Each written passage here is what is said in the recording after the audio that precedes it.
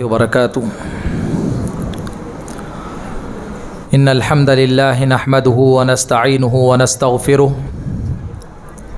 ونعوذ باللہ من شرور انفسنا ومن سیئات اعمالنا من يهده الله فلا مضل له ومن يضلله فلا هادي له واشهد ان لا اله الا الله وحده لا شريك له واشهد ان محمدا عبده ورسوله یا ایہا الذین آمنوا اتقوا اللہ حق تقاته ولا تموتن الا وانتم مسلمون یا ایہا الناس اتقوا ربکم الذی خلقکم من نفس واحدہ وخلق منها زوجها وبث منهما رجالا كثيرا ونساء واتقوا اللہ الذی تساءلون به والارحام ان اللہ كان علیکم رقیبا یا ایہا الذین آمنوا اتقوا اللہ وقولوا قولا سديدا يصلح لكم أعمالكم ويغفر لكم ذنوبكم ومن يطع الله ورسوله فقد فاز فوزا عظيما أما بعد فإن خير الحديث كتاب الله وخير الهدي هدي محمد صلى الله عليه وسلم وشر الأمور محدثاتها وكل محدثة بدعة وكل بدعة ضلالة وكل ضلالة في النار. اعوذ باللہ من الشیطان الرجیم بسم اللہ الرحمن الرحیم واعبد ربک حتی یأتیک الیقین. محترم مصلیان کرام،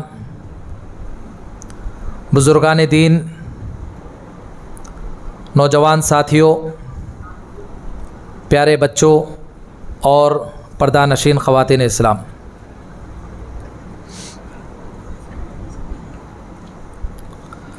آج سے تقریباً 1 مہینہ پہلے ہم سب رمضان کا بڑی شدت سے انتظار کر رہے تھے. رمضان آنے والا ہے، روزے رکھنے والے ہیں، تراویح کا اہتمام کرنے والے ہیں. کافی انتظار تھا. دیکھتے ہی دیکھتے رمضان آیا بھی اور ہماری زندگی سے رخصت بھی ہو رہا ہے. اور ہماری زندگی کا معاملہ بھی ایسے ہی ہے. یہ صرف رمضان تو 29-30 دن کا مہمان بن کر آیا. ہماری زندگی بھی ایسے ہم سے کٹ رہی ہے. صبح ہو رہی ہے، شام ہو رہی، عمر یوں ہی تمام ہو رہی. ہر آئے دن ہم قبر سے قریب ہوتے جا رہے، موت کے قریب ہوتے جا رہے. کہنے کو تو ہم بڑے فخر سے کہتے کہ میری عمر 50 سال ہو گئی، 60 سال کا ہوں، میں 70 سال کا ہوں. حقیقت یہ ہے کہ عمر جوں بڑھ رہی ہے ہماری زندگی گھٹ رہی ہے. زندگی کی دیوار کا ایک ایک اینٹ ہم سے گر رہا ہے. اور یہ موت بھی بڑی ایسی سچی حقیقت ہے اور ایسی کڑوی حقیقت ہے. دنیا میں انسان اپنے آپ کے رب ہونے کا تو دعویٰ کر لیا، لیکن کسی نے موت کا انکار نہیں کیا. فرعون نے اپنے آپ کو کہا انا ربکم الاعلی، کہ میں تمہارا بڑا رب ہوں. لیکن فرعون کی بھی یہ مجال نہیں کہ وہ موت کا انکار کرے. انسان اپنے نظروں کے سامنے لوگوں کو مرتے ہوئے دیکھتا ہے، اپنے کندھوں پر نہ جانے کتنے جنازے اٹھاتا ہے. کسی کی جسارت نہیں، ہمت نہیں کہ وہ موت کو جھٹلائے. گزشتہ سال کتنے چہرے ہمارے درمیان تھے، آج انہیں ہم دیکھ نہیں رہے. معلوم نہیں کہ آئندہ سال ہم میں کون رہے گا کون نہیں رہے گا، اللہ ہی جانے. میرے بھائیوں، یہ موت یہ ایسی حقیقت ہے، ہم اس سے جتنا بھاگیں گے یہ موت ہم سے اتنے قریب ہوتی جائے گی. ہم موت سے نفرت کریں ضرور، موت سے ڈرے ضرور، موت سے بھاگے ضرور، موت سے بچنے کی جتن کرے ضرور، لیکن موت کبھی پیچھا نہیں چھوڑے گی. موت سے بچنے کے لیے 1000 ممکن کرے کوشش، لیکن موت اپنے گلے لگا کر رہے گی. اینما تکونوا یدرککم الموت ولو کنتم فی بروج مشیدہ. اللہ سبحانہ و تعالیٰ قرآن کے اندر فرما رہے تم جہاں کہیں بھی رہو موت تمہیں آ کے چھوئے گی. وَلَوْ كُنْتُمْ فِي بُرُوجٍ مُشَيَّدَةٍ, موت سے بچنے کے لیے اپنے آپ کو موٹی موٹی دیواروں کی قلعوں میں بھی محصور کر لو, قید بند کر لو, جا کے چھپ جاؤ, وہاں پر بھی موت تمہیں تمہاری زندگی کے دروازے پر دستک دے گی کہ میں آ چکی ہوں. موت سے ڈرنے کا کوئی فائدہ نہیں. کیا موت سے ڈریں گے تو موت چھوڑ دے گی ہم کو؟ موت سے گھبرانے سے کوئی فائدہ نہیں. موت سے گھبرائیں گے, پریشان ہوں گے تو کیا موت چھوڑ دے گی؟ موت سے ڈرنا نہیں ہے, موت کے انجام سے ڈرنا ہے. موت کے بعد کی زندگی سے ہم کو ڈرنا ہے. موت سے ڈرنے کا کوئی فائدہ نہیں. ایمان والے بھی مریں گے, کافر بھی مریں گے, جو بھی اس دنیا میں آیا ہے مرنے کے لیے آیا ہے. کیسے کیسے بڑے پیغمبر اس دنیا سے گزر گئے, کیسے کیسے سلاطین اس دنیا سے گزر گئے, انصاف پسند بھی گزرے ہیں, ظالم حکمران بھی گزرے ہیں, اولیاء اللہ بھی گزرے ہیں, بڑے بڑے صحابہ بھی گزرے ہیں. کیا کوئی ہمیشہ کی زندگی اس دنیا میں لے کر آیا ہے؟ عربی شاعر نے کہا کہ لو کان فی الدنیا بقا لما مات خیر المرسلین محمد صلی اللہ علیہ وسلم. یہ عربی کا شعر ہے. اس میں کہتا ہے کہ اگر اس دنیا کے اندر, اگر اس دھرتی پر ہمیشہ ہمیشہ کی زندگی کسی کو نصیب ہوتی تو جناب محمد مصطفیٰ صلی اللہ علیہ وسلم کبھی دنیا چھوڑ کے نہیں جاتے. جب رسول اللہ ہی جو ہے موت کی دعوت پر لبیک کہا تو پھر اس دنیا میں کون باقی رہنے والا ہے؟ میرے بھائیوں, موت کے انجام سے ہم کو ڈرنا ہے. موت کے بعد کی تیاری ہم کو کرنی ہے. دنیا میں ہوشیار انسان کون ہے؟ رسول اللہ صلی اللہ علیہ وسلم کے زبانی سنیے, الکیس من دان نفسہ وعمل لما بعد الموت.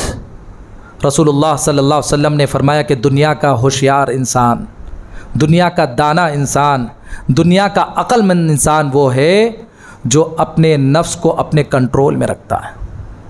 نفس کا پجاری بننے کے بجائے, نفس کا غلام بننے کے بجائے نفس کو اپنے کنٹرول میں رکھتا ہے. نفس کی سننے کے بجائے نفس کو اپنی سناتا ہے. وَعَمِلَ لِمَا بَعْدَ الْمَوْتِ. اور دوسری بات آپ صلی اللہ علیہ وسلم نے فرمائی کہ دنیا کا بڑا ہوشیار انسان, عقل مند انسان وہ ہے جو مرنے سے پہلے ہمیشہ ہمیشہ کی جو زندگی ہے, مرنے کے بعد کی زندگی, اس زندگی کی تیاری مرنے سے پہلے کر لیتا ہے. اپنی زندگیوں کو کھنگال کر دیکھیں. کیا ہمارے پاس اتنے اعمال ہیں؟ کیا ہمارے پاس اتنی نیکیاں ہیں؟ کیا ہمارے پاس اتنی نمازیں ہیں کہ ابھی اسی وقت موت کا فرشتہ حاضر ہو جائے اور کہے کہ تمہارا وقت ختم, اور اس کی دعوت پر ہم لبیک کہ کیا ہمارے اندر یہ اتنی نیکیاں ہیں؟ اگر نیکیاں ہیں, اتنی نمازیں ہمارے پاس ہیں, ہمارے پاس اتنے اعمال صالحہ ہے, ہمارے پاس اتنے صدقہ و خیرات ہے, الحمدللہ, اور آگے بڑھنا ہے. اور اگر نہیں تو پھر میں اور آپ کس خوش فہمی میں جی رہے ہیں, کس چیز کے انتظار میں جی رہے ہیں؟ کیا ہمارے پاس کوئی موت کا پروانہ ہے؟ کیا اللہ کے پاس کوئی بانڈ پیپر پر ہم لکھ کر آئے ہیں کہ ہماری موت فلاں تاریخ کو آنے والی ہے, فلاں دن ہم مرنے والے ہیں, اس سے 2-4 دن پہلے خوب تیاری کر لے اور اچھا خاتمہ ہو جائے, موت اچھی آ جائے؟ جب ہمارے پاس کوئی پروانہ بھی نہیں کب موت آنے والی ہے, کب اللہ کے پیارے ہونے والے ہیں, تو پھر کیا ہم کو ڈرنا نہیں ہے؟ اللہ کے سامنے کھڑے ہونے سے, موت کو یاد کر کر اور موت کے انجام کو یاد کر کے ہم کو ڈرنا نہیں ہے؟ وَأَمَّا مَنْ خَافَ مَقَامَ رَبِّهِ وَنَهَى النَّفْسَ عَنِ الْهَوَىٰ فَإِنَّ الْجَنَّةَ هِيَ الْمَأْوَىٰ. شاید آج کی تفسیر میں آپ نے اس کا ترجمہ, اس کی تفسیر سنی ہوگی کہ اللہ سبحانہ و تعالیٰ نے فرمایا کہ جو آدمی رب کے سامنے کھڑے ہونے سے ڈرا, رب کے سامنے کھڑے ہونے سے ڈرنے کا مطلب کیا ہے؟ اپنے انجام کو دیکھ کر, اپنے انجام کو سوچ کر کہ مجھے اللہ کے حضور کھڑنا ہے, اللہ کے دربار میں مجھے حاضری دینی ہے, اللہ میرا حساب کتاب لیں گے, اللہ میرے نامہ اعمال کو میزان میں تولیں گے, اس وقت میں اللہ کو کیا منہ دکھاؤں؟ اور اپنے نفس کو کنٹرول میں رکھا. فَإِنَّ الْجَنَّةَ هِيَ الْمَأْوَىٰ. اللہ فرماتے کہ جنت اس کا انتظار کر رہی ہے, جنت اس کا ٹھکانہ ہے. سورۃ الحشر کے اندر اللہ تعالیٰ ہم کو بڑے ہی بہترین انداز میں ہم کو موت کی فکر کرنے کی تعلیم دے رہے ہیں, دعوت دے رہے ہیں. یا ایھا الذین آمنوا اتقوا اللہ ولتنظر نفس ما قدمت لغد واتقوا اللہ ان اللہ خبیر بما تعملون. سارے ایمان والوں سے اللہ ایڈریس کرتے ہوئے, مخاطب کرتے ہوئے فرما رہے ہیں کہ اے ایمان والو, اللہ سے ڈرو, وَلْتَنْظُرْ نَفْسٌ مَا قَدَّمَتْ لِغَدٍ، ہر انسان کو، ہر نفس کو دیکھ لینا چاہیے کہ آنے والے کل کے دن اس نے تیاری کیا کی۔ ہر انسان کو دیکھ لینا چاہیے، اپنے آپ کو چیک کر لینا چاہیے، اپنے آپ کا جائزہ لے لینا چاہیے کہ آنے والے کل کے دن کے لیے اس نے کیا تیاری کی۔ یہاں غور کرنے کی بات ہے کہ اللہ تعالیٰ قیامت کے دن کو کل کا دن کہہ رہے ہیں۔ قیامت کے دن کو، آخرت کے دن کو اللہ کیا کہہ رہے ہیں؟ کل کا دن۔ جس طرح آج کے بعد کل کا آنا یقینی ہے، رات کے بعد دن کا آنا یقینی ہے، اور دن کے بعد رات کا آنا یقینی ہے، اسی طرح زندگی کے بعد موت کا آنا بھی یقینی ہے، دنیا کے بعد قیامت کا آنا بھی یقینی ہے۔ اور یہ مت سمجھیے کہ قیامت بہت دور ہے۔ ہاں، قیامت سے پہلے بہت ساری نشانیاں ہوں گی، بہت ساری علامتیں آئیں گی، لیکن وہ کون سی قیامت؟ بڑی قیامت، جس کو قیامت کبریٰ کہا جاتا ہے۔ بڑی بڑی نشانیاں جب تک نہیں ہوں گی تب تک قیامت نہیں آئے گی، لیکن یہ قیامت ہم میں سے ہر شخص کے ساتھ لگی ہے۔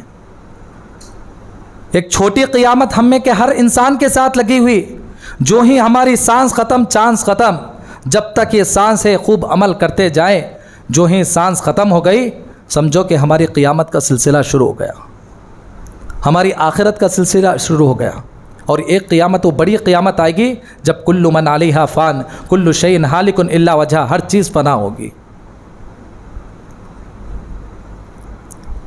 اللہ کے رسول صلی اللہ علیہ وسلم کے ایک بہت بڑے صحابی حضرت عمر بن خطاب رضی اللہ تعالیٰ عنہ، بڑے جلیل القدر صحابی، ان کی شان میں بس ایک حدیث میں آپ کے سامنے ذکر کروں گا۔ اللہ کے رسول نے کہا کہ اگر میرے بعد کوئی نبی ہوتا تو حضرت عمر ہوتے، اگر میرے بعد کوئی رسول پیغمبر ہوتے تو کون ہوتے؟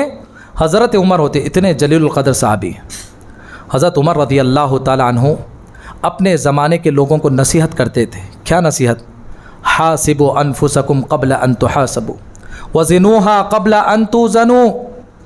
اپنے لوگوں کو نصیحت کرتے تھے کہ اے لوگو، تمہارا حساب کتاب لیے جانے سے پہلے اپنا حساب خود ہی کر لو۔ وہاں جب حساب کتاب ہوگا اس میں کوئی مائنس پلس نہیں ہو سکتا ہے۔ دنیا میں اپنے اعمال کا خود ہی جائزہ لے لو، ہماری نمازیں کتنی ہیں، ہمارے نیکیاں کتنی ہیں، ہمارے روزے کتنے ہیں۔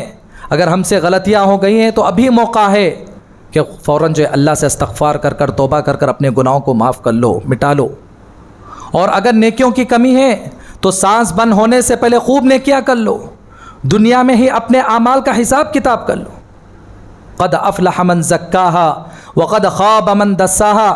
اللہ تبارک و تعالیٰ قرآن کے اندر فرما رہے ہیں کہ یقیناً وہ انسان کامیاب ہو گیا جس نے اپنے نفس کا تزکیہ کیا۔ کامیاب تاجر کون ہے؟ کامیاب بزنس مین کون ہے؟ جب صبح شٹر کھولتا ہے، دکان کھولتا ہے تو صبح سے لے کر شام تک خوب کماتا ہے، اب شام کو جب گھر واپس ہوتا ہے تو اپنی تجوری کھول کر پورا حساب کتاب دیکھتا ہے کہ میں جب صبح آیا تو میرے الماری میں تجوری میں کتنے پیسے تھے، اب میں جب شام کو جا رہا ہوں تو میں کتنا پروفٹ کما کے جا رہا ہوں، کتنا فائدہ کما کے جا رہا ہوں۔ جو اپنا حساب کتاب ہی نہیں لیتا ہے، اپنا مال اور اپنی تجارت کا حساب کتاب ہی نہیں لیتا ہے، اس کو کیا اندازہ ہوگا کہ وہ کتنا کما رہا ہے اور کتنا گنوا رہا ہے۔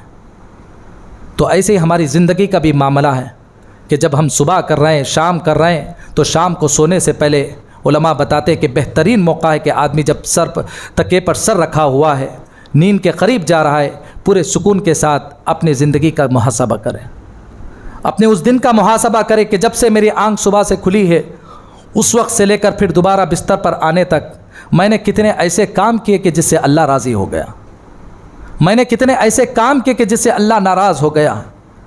اگر ہم نے اچھے کام کیے تو ہر نیکی پر اللہ کا شکر بجا لائے، اور اگر اللہ نہ کرے ہم سے گناہ ہو گئے، برائیاں ہو گئی ہے، اس پر ندامت ہو، شرمندہ ہو کر اللہ سے معافی مانگے اور یہ عزم کرے کہ اے اللہ آنے والے دن ان غلطیوں کو میں نہیں دہراؤں گا۔ یقین مانیے کہ اگر ایسا تزکیہ ہم کریں گے، اپنے نفس کا محاسبہ کریں گے، تو ہر آنے والا دن اچھا بنے گا، ہر آنے والے دن ہم ایمان والے اور متقی پرہیزگار بنیں گے۔ میرے بھائیوں، یہ رمضان کا مہینہ جو بڑی مشکل سے 1 یا 2 دن باقی رہ گئے، 1 یا 2 دن کا مہمان ہے، ہم سے رخصت ہوا چاہتا ہے۔ یہ رمضان کا مہینہ ہماری زندگی میں کیوں آتا ہے؟ اس رمضان کے مہینے کو اللہ مہمان کے طور پر ہماری زندگیوں میں کیوں بھیجتے ہیں؟ کیا دوسرے مہینے اللہ کے بنائے ہوئے مہینے نہیں ہیں؟ دوسرے مہینے بھی اللہ ہی کے بنائے ہوئے ہیں، رمضان کا مہینہ بھی اللہ ہی کا بنایا ہوا۔ لیکن یاد رکھیے رمضان کا مہینہ وہ برکتوں والا مہینہ ہے، وہ سعادتوں والا مہینہ ہے۔ اس مہینے میں ایک بگڑے ہوئے انسان کو بننے کے لیے، سنورنے کے لیے اور اپنی اگلی زندگی کو سنوارنے کے لیے جتنے چانسز اس مہینے میں ملتے ہیں، اللہ کی قسم کسی اور مہینے میں اتنا موقع نہیں ملتا۔ آپ نے بیانوں میں حدیث سنے ہوگی کہ اللہ کے رسول صلی اللہ علیہ وسلم نے فرمایا اذا كانت اول لیلۃ من رمضان صفدت الشیاطین ومردت الجن۔ رسول اللہ صلی اللہ علیہ وسلم نے فرمایا کہ جو ہی رمضان شروع ہوتا ہے، رمضان کی پہلی رات آتی ہے، جتنے سرکش شیاطین ہیں، شریر قسم کے جنات ہیں، اللہ ان کو قید بند کر دیتے ہیں۔ دیکھیے ہم نیکی کرنا چاہتے ہیں، نیکی کے لیے رکاوٹ کون بنتا ہے؟ شیطان۔ ہم برائی چھوڑنا چاہتے ہیں، برائی کو چھوڑنے پر آمادہ نہیں کرتا ہے کون؟ شیطان ہے۔ یعنی جو 11 مہینے شیطان کی جو طاقت ہمارے پیچھے چل رہی ہے، شیطان جو اپنا کرتب اور کرشمہ دکھا رہا ہے، یاد رکھیے رمضان کے مہینے میں شیطانوں کی یہ طاقت کمزور پڑ جاتی ہے۔ رسول اللہ کی حدیث، اللہ کے رسول نے کہا کہ جو ہی رمضان کا مہینہ آتا ہے تو اللہ سرکش شیاطین کو بند کر دیتے ہیں۔ کیوں؟ اس لیے کہ یہ جو بندے ہیں شیطان کے قید بند ہو جانے کے بعد ان کو نیک بننے کے لیے سارے راستے کھل جائیں۔ ایک اعلان کرنے والا اعلان کرتا ہے یا باغی الخیر اقبل و یا باغی الشر اقصر۔ اعلان کرنے والا اعلان کرتا ہے کہ اے خیر کے طلبگار، اے نیکیوں میں آگے بڑھنے والا، آگے بڑھ جا، رمضان کا مہینہ آ گیا۔ اے برائی کے کرنے والے ذرا رک جا، کم سے کم رمضان کے تقدس کا تو خیال رکھ۔ میرے بھائیوں، رمضان کا مہینہ ہمیں سنوارنے کے لیے، ہمیں بنانے کے لیے اور آنے والی زندگی کو سنوارنے کے لیے آیا ہے۔ اور یقین مانیے اگر کوئی انسان ایک رمضان بھی اگر شعور کے ساتھ، پورے احساس کے ساتھ ایک رمضان بھی اگر گزار لے تو ایک رمضان بھی میرے اور آپ کے لیے کامیابی کے لیے کافی ہے۔ ایک رمضان، اللہ تعالیٰ تو ہماری زندگی میں کتنے رمضان بھیج رہے، ایک رمضان بھی اگر ہم شعور کے ساتھ، پورے احساس کے ساتھ رمضان کو گزار لیں گے تو ایک رمضان بھی میرے اور آپ کا بیڑا پار کرنے کے لیے کافی ہے۔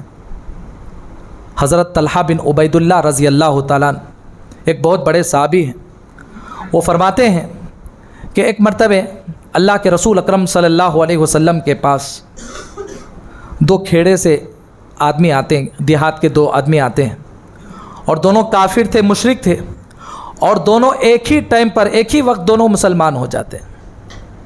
دونوں کی انٹری ایک ہی وقت ہوتی ہے۔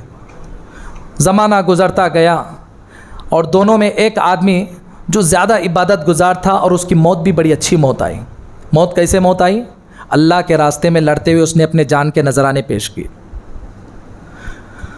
پھر 1 سال کے بعد جو اس کا دوسرا ساتھی تھا، عبادت میں بھی ذرا کم اور موت بھی اس کی معمولی موت آئی۔ کیسے موت؟ بستر پر اس کی موت آئی۔ زمانہ گزر گیا تو اس حدیث کو بیان کرنے والے صحابی حضرت طلحہ بن عبید اللہ کہتے ہیں کہ میں نے ایک رات خواب میں دیکھا۔ خواب کیا دیکھ رہا ہوں کہ میں جنت کے دروازے پر کھڑا ہوں، جنت کے اندر سے ایک فرشتہ آ رہا ہے اور سب سے پہلے اس آدمی کو جنت میں لے جا رہا ہے جو 1 سال کے بعد مرا، جس کی عبادت بھی کم اور جس کی موت بھی معمولی موت ہوئی، اس کو پہلے جنت میں لے جا رہا۔ پھر کچھ دیر کے بعد آیا وہ فرشتہ، اس آدمی کو جنت میں لے جا رہا ہے جو پہلے مرا تھا، عبادت میں بھی زیادہ اور مرا بھی کیسے؟ شہادت کی موت مرا تھا، اس کو بعد میں لے جا رہا۔ حضرت طلحہ بن عبید اللہ کہتے ہیں کہ اس خواب کو دیکھنے کے بعد مجھے بڑی حیرت ہوئی، تعجب ہوا کہ کیسے ممکن ہے کہ ایک عام موت مرنے والا انسان شہید سے پہلے جنت میں چلا جائے۔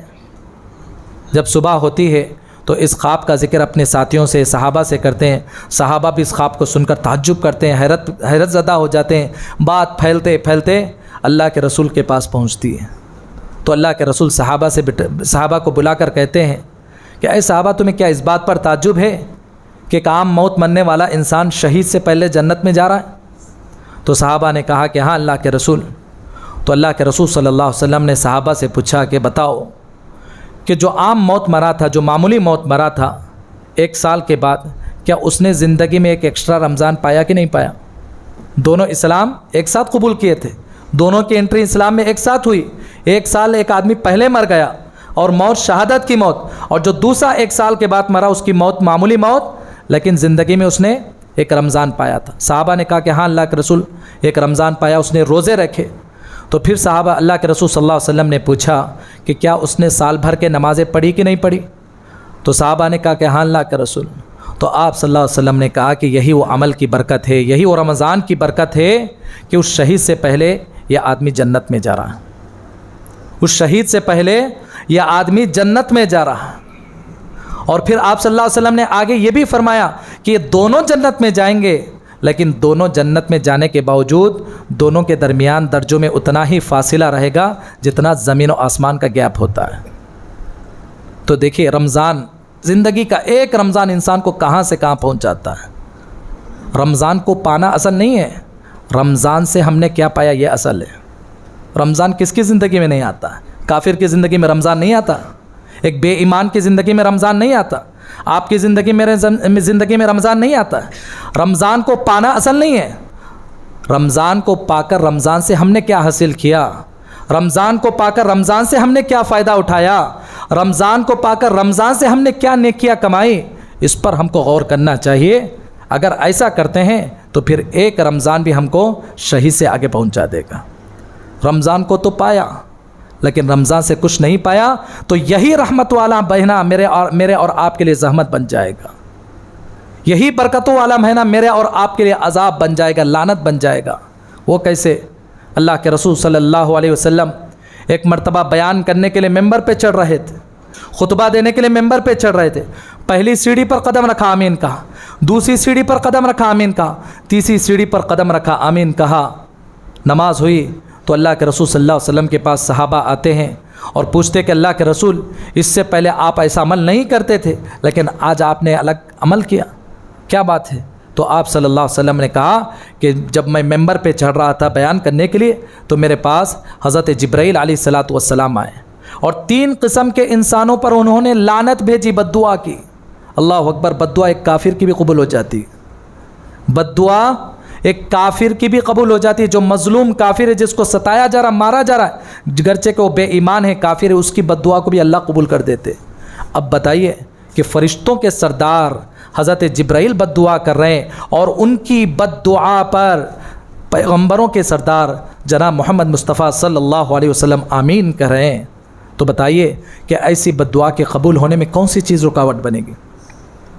ان 3 آدمیوں میں ایک بد نصیب آدمی وہ ہے جس نے رمضان کو تو پایا تھا لیکن رمضان سے اپنی مغفرت نہیں کروایا، رمضان کو تو پایا تھا، رمضان سے کچھ نہیں پایا۔ تو دیکھیے 2 حدیثیں آپ کے سامنے میں نے رکھی، ایک حدیث میں ہے کہ آدمی رمضان کو پا کر رمضان سے پا لیا تو کہاں سے کہاں پہنچ گیا، اور دوسرا وہ آدمی بد نصیب آدمی رمضان کو تو بار بار پا رہا ہے لیکن رمضان سے کچھ نہیں پا رہا ہے، رمضان کے بہانے اپنے گناہوں کی مغفرت نہیں کر پا رہا ہے، تو اس پر فرشتے کی لعنت اتر رہے ہیں۔ تو میرے بھائیوں، امید کی جاتی کہ ہم میں کا ہر آدمی رمضان کو پانے کے بعد کچھ نہ کچھ پایا ہوگا، کچھ نہ کچھ ہم نے رمضان سے حاصل کیا ہوگا۔ رمضان کے علاوہ دوسرے مہینوں میں ہم کو فرض نماز پڑھنا ہم کو مشکل ہوتا ہے، رمضان کی برکت دیکھیے کہ کھڑے ہو کر گھنٹے گھنٹے ہم تراویح نفل نماز پڑھتے ہیں، کیا رمضان کی برکت نہیں؟ رمضان کے علاوہ دوسرے مہینوں میں 2-4 گھنٹے کھانے کے لیے دیر ہو جائے آدمی تل ملا جاتا ہے، پریشان ہو جاتا ہے، لیکن اللہ اکبر ایک سحری کی برکت دیکھیے کہ 14 گھنٹے ہم روزہ رکھتے، کیا رمضان کی برکت نہیں؟ رمضان کے مہینے میں نماز پڑھنے کے بعد 10 منٹ بیٹھنا اور ذکر میں مشغول ہونا ہمارے لیے مشکل ہو جاتا ہے، لیکن اللہ کا فضل دیکھیے کہ 10 دن اعتکاف بیٹھ رہے، یہ رمضان کی برکت نہیں؟ تو یہ رمضان ہماری زندگی میں آیا ہے 29-30 دن کا مہمان بن کر، لیکن یاد رکھیے جاتے جاتے ہمیں پیغام دے کر جا رہا ہے کہ جس طرح میں تمہارے ایمان کو تازہ کر کے جا رہا ہوں، جس طرح میرے ہوتے ہوئے جس طرح تم نمازوں کی پابندی کرتے ہیں، جس طرح میرے ہوتے ہوئے تم قرآن کی تلاوت کر رہے تھے، جس طرح میرے ہوتے ہوئے تم روزے رکھتے تھے اور تقوی کی زندگی گزار رہے تھے، رمضان ہم سے رخصت ہوتے ہوئے پیغام میسج دے کر جا رہا ہے کہ اس کی تازگی اگلے 10 مہینے تک، اگلے 11 مہینے تک ہونی چاہیے۔ انسان کے اعمال کی قبولیت کی پہچان یہی ہے، انسان جو نیکیاں کرتا ہے، انسان نیکیاں کرنے کے بعد کیا ہماری خواہش نہیں کہ اللہ کے پاس ہماری نیکیاں قبول ہوں، نمازیں قبول ہوں، روزے قبول ہوں؟ پھر ایسے نیکیاں کرنے کا فائدہ کیا ہے جو اللہ کے پاس ہماری نمازیں قبول نہ ہوں، عبادتیں قبول نہ ہوں؟ انسان رتی رتی عمل کرتا ہے، رتی رتی نیکی کرتا ہے. ہر انسان کی خواہش ہوتی ہے نیکیاں میرے لیے قیامت کے روز جنت میں جانے کا ذریعہ بنے. بھئی آج اس کی مہنگائی کے دور میں، آج کی اس مفاد پرست دور میں بھی لوگ نماز پڑھنے کے لیے آتے ہیں، روزہ رکھ رہے ہیں، حج پہ حج کر رہے ہیں، عمرے پہ عمرے کر رہے ہیں.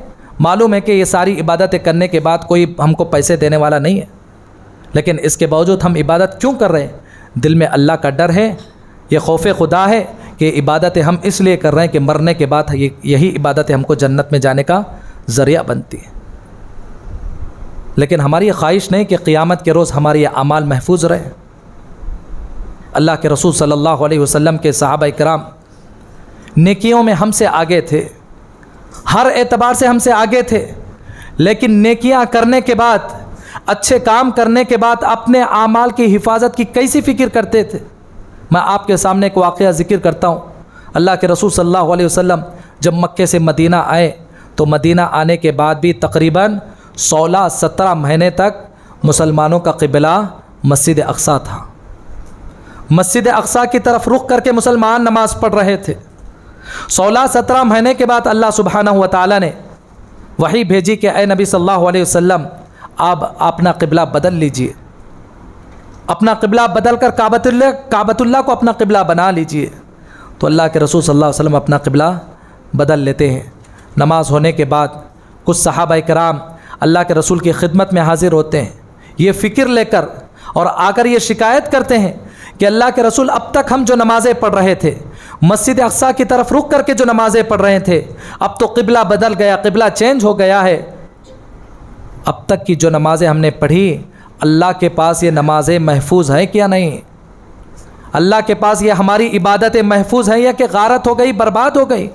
اللہ اکبر! کیسے صحابہ کرام، یہ وہ صحابہ جن کے ایمان کو اللہ نے آنے والی نسلوں کے لیے آئیڈیل بنا دیا. فَإِنْ آمَنُوا بِمِثْلِ مَا آمَنْتُمْ بِهِ فَقَدِ اهْتَدَوْا. اللہ نے کہا کہ تم ویسے ایمان لاؤ جیسے صحابہ نے ایمان لایا تو تم راہ راست پر ہے، صحیح راستے پر ہے. صحابہ کرام وہ صحابہ کرام رضی اللہ عنہم ورضوا عنہ، اللہ ان سے راضی ہو گیا اور وہ ان سے راضی، اللہ سے راضی ہو گئے.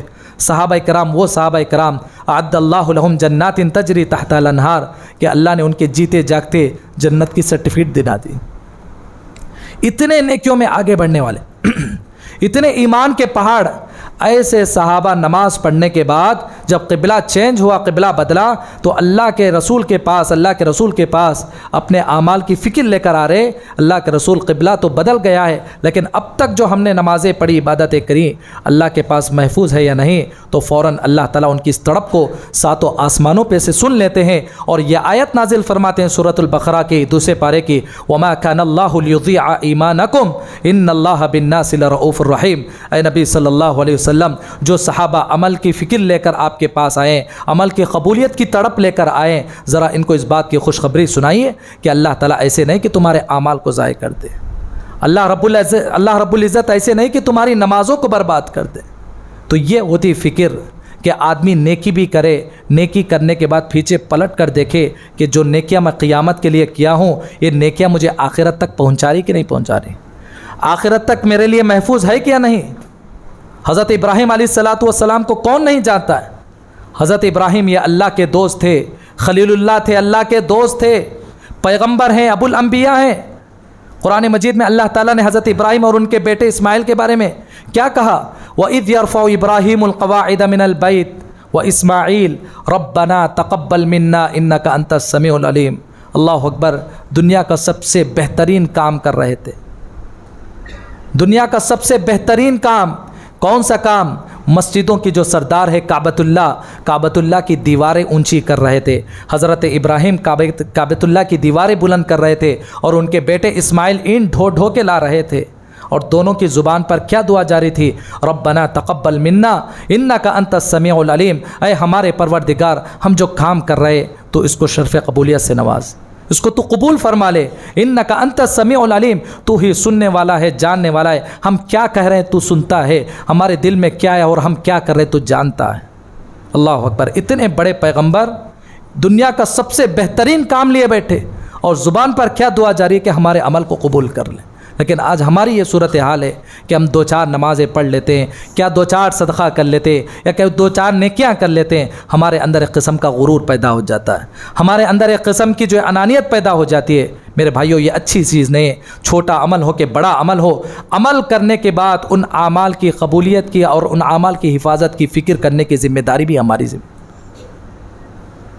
یا ایھا الذین آمنوا اطیعوا اللہ واطیعوا الرسول ولا تبطلوا اعمالکم. اللہ فرماتے ہیں 26ویں پارے میں، اے ایمان والو، اللہ اور اس کے رسول کی اطاعت کرو. اللہ اور اس کے رسول کی اطاعت کر جب تم نے آخرت کے لیے نیکیوں کا ذخیرہ بنا لیا ہے، ولا تبطلوا اعمالکم، اپنے اعمال کو برباد مت کرو، اپنے اعمال کو ضائع مت کرو. میرے بھائیوں، رمضان کے مہینے میں ہم نے یقیناً دوسرے مہینوں کے مقابلے میں بہت کچھ نیکیاں کی ہوگی، لیکن ان نیکیوں کی حفاظت کی ذمہ داری بھی ہماری ہے. ان نیکیوں کی قبولیت کی فکر کرنے کی ذمہ داری بھی ہماری ہے. بزرگان دین کے بارے میں آتا ہے، اسلاف کے بارے میں آتا ہے کہ رمضان کے آنے سے تقریباً آدھا سال پہلے، 6 مہینے پہلے اللہ سے دعا کرتے تھے کہ اللہ ہماری زندگی اتنی لمبی کر دے کہ زندگی میں ایک اور رمضان پالے. جب رمضان آتا تو خوب عبادت کرتے، خوب نمازیں پڑھتے، تراویح پڑھتے، تہجد کا اہتمام کرتے، اعتکاف بیٹھتے، سب کرتے.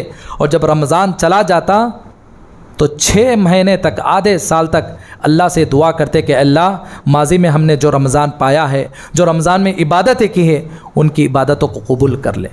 تو یہی جذبہ ہمارے اندر بھی ہونی چاہیے. اور آخری بات میں بتا کر ختم کروں گا اپنی بات کو. یاد رکھیے، انسان کی فکر تو ہوتی ہے کہ ہمارے عمل قبول ہوں، لیکن ہمارے عمل اللہ کے یہاں قبول ہوئے یا نہیں، اس کی سب سے بڑی پہچان کیا ہے؟